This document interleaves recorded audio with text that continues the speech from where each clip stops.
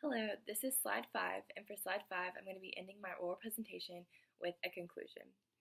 Marvel did a very great job at connecting his poem to his time period. For someone who was in office and did experience the English Civil War, he did a very solid correlation with war with his poem. It had really specific themes of battle, of the two separate characters just going back and forth and never really resolving an issue, just kind of saying their own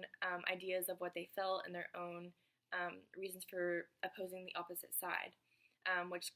is a great reflection of politics in general, the two different political parties. The reader can also see themes in the organization of the poem.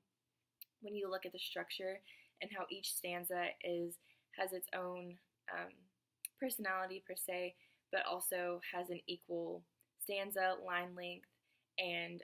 rhyme scheme, so that each side gets its own amount of time to say what they need to say. Different metaphors and different elements of the poem does reflect the time period, and I think that that's something that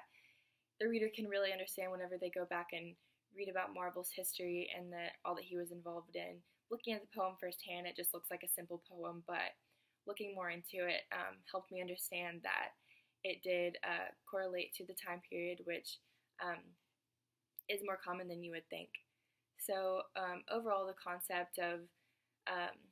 two opposing sides trying to overdo each other and outdo each other was the overall main theme of this poem, and I think that Marvel did a very good job at portraying that and explaining it to the reader if you know his history. So that's the conclusion for slide 5, and